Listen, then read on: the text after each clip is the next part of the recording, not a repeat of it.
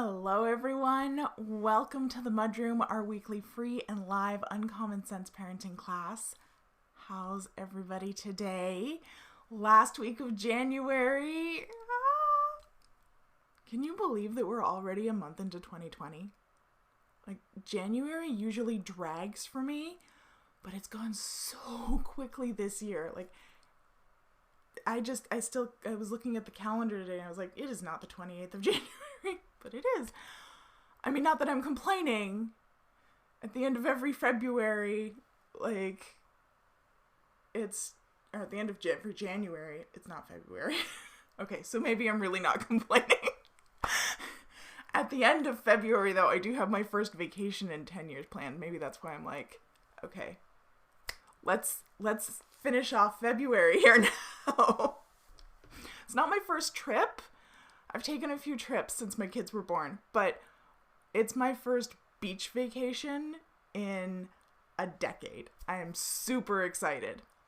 My husband's staying here with the kids and two of my besties, my BFFs since I was 3, and one of my closest girlfriends from high school. We're going on a momcation, and I can't wait. I've never been to an all-inclusive resort before. I haven't traveled with friends since high school. So this is long overdue and needed. So just a heads up, the 25th of February and the 3rd of March, no mudrooms, because I'm going to be on a beach. And absolutely nobody wants me to be giving parenting advice when I've had tequila. But if you have any tips about traveling to Mexico, lay them on me. All right, so moving on. If you're new around here, welcome. My name's Allana Robinson, and I'm a parenting effectiveness coach. I help parents of toddlers, preschoolers, and kindergartners understand why their children are misbehaving and how to fix it without yelling, shaming, or using timeouts. I'm the host of the Parenting Posse, which is my free peer support Facebook group. I also host my wildly supportive program for parents struggling with their young kids' challenging behaviors, Predictability, and I'm obviously your host here on the MudRoom. If you're watching, say hi. I can see y'all. Let me know you're here. If you're watching the replay, drop me a replay in the comments. And if you're shy, just do me a favor and give this video a like. It helps me out with Facebook. Ask questions, drop comments as we go along. I love chatting with you guys. I really prefer when this is like a chat versus a lecture. But, I can talk for days. So tonight I want to talk about the difference between a routine and a schedule. Because y'all know how fond I am of consistency and predictability. Okay, we've talked about that many times before, lots and lots. To paraphrase Alexis Dubeef, we do not want to anger the goddess of consistency. But it has come to my attention that for a lot of parents, you're conflating consistency and predictability with rigidity. And rigidity is not the same thing as being consistent or predictable. Rigidity is dangerous. In every situation, there are gray areas and exceptions. And you need to learn to be able to identify those. But I'll talk more about that another time. The main point here is that you don't need to do the exact same thing every single damn day in order to be consistent and predictable. I think a lot of parents are avoiding being consistent and predictable because they just, for their own mental health, can't do the same thing every single day. They can't adhere to a schedule 100% of the time. So they just kind of throw up their hands and go, well, I can't do that perfectly, so I'm not going to do it at all. That is rigid thinking, and we want to try and get away from that. So a schedule is time-based. It's a fairly rigid, time-tracked order of events. So like from 7 a.m. to 7:30, we're eating breakfast. 7:30, forks down, now it's time to get dressed and groom yourself until 8 o'clock. 8 o'clock to 8:15, we're putting on our outdoor wear and packing bags. 8 o'clock to 8:45, we're driving to daycare. 8:45 to 8:50, we're dropping off at daycare. 9 o'clock, I'm in the car driving to work. Right?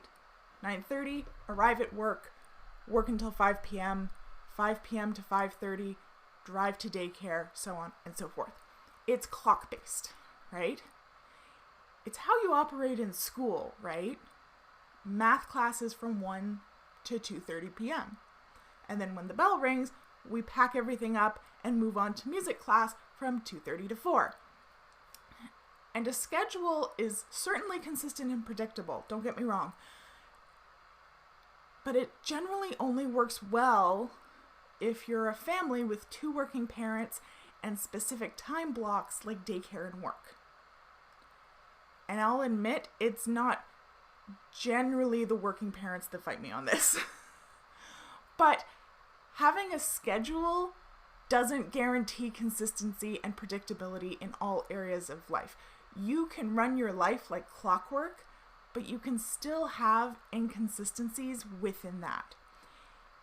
If you're doing drop-off at daycare from 8:45 to 8:50, but once you step in the building, sometimes you walk in with them, sometimes you kiss them at the door, sometimes you take them to the bathroom first, sometimes you take their outdoor stuff off first, sometimes you stand and talk to the director first. Those are all inconsistencies that can really throw a child for a loop. They just tend to happen more in contained ways within a schedule structure. Routines, on the other hand, those aren't time-based.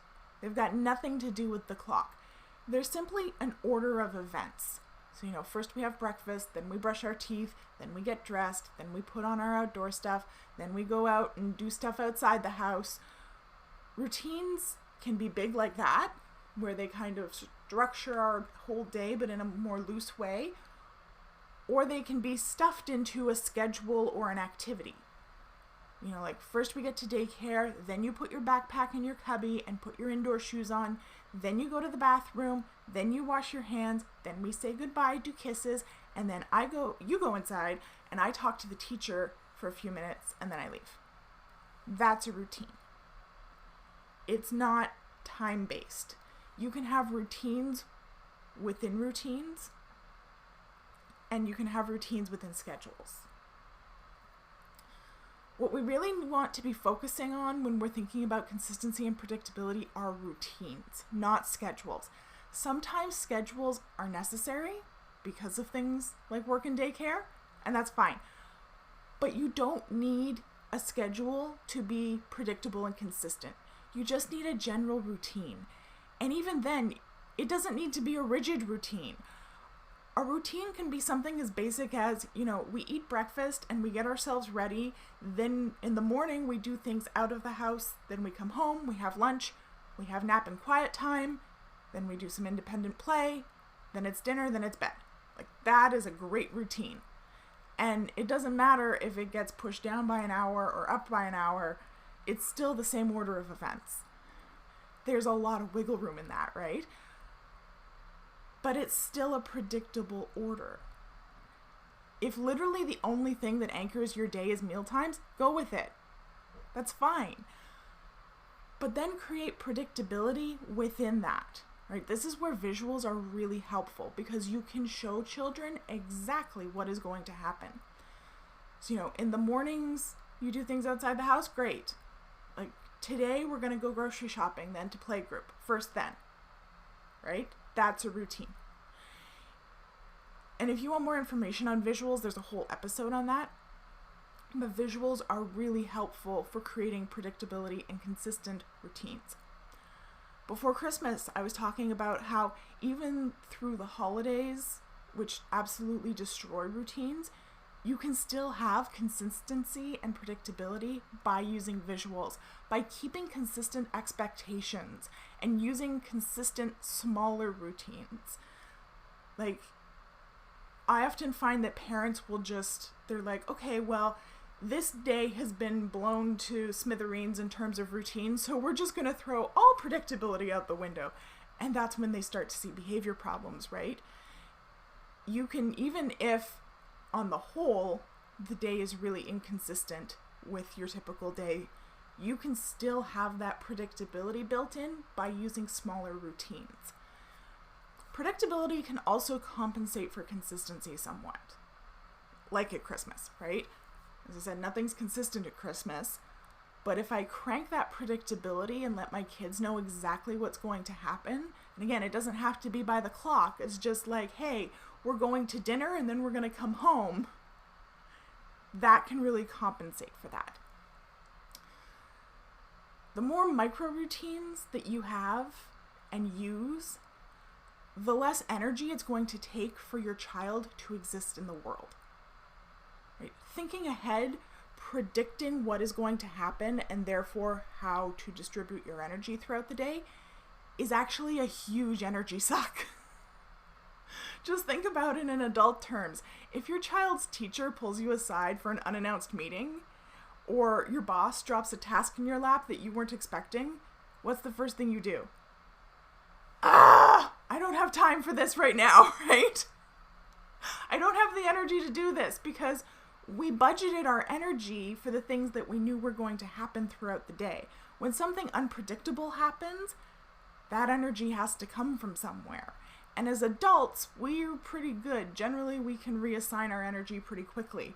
Or we do a mental like, okay, I'm going to be really done after this, so instead of making dinner tonight, I'm going to grab takeout on the way home because I'm not going to have the energy to make dinner anymore. Or, when I get home, I'm going to sit down for 20 minutes and just regroup because I just spent the energy that I was expecting to use getting my kids together and out the door and home dealing with this unexpected meeting, right? We have both the power and the experience to redistribute our energy and our breaks like that. But kids don't have that. So when unexpected things happen, they don't have the embodied experience or the power over their own lives to go, okay, I'm going to have to use more energy right now to deal with this, but then after I'm going to take a break. By making things predictable, we mitigate that energy suck to a certain extent.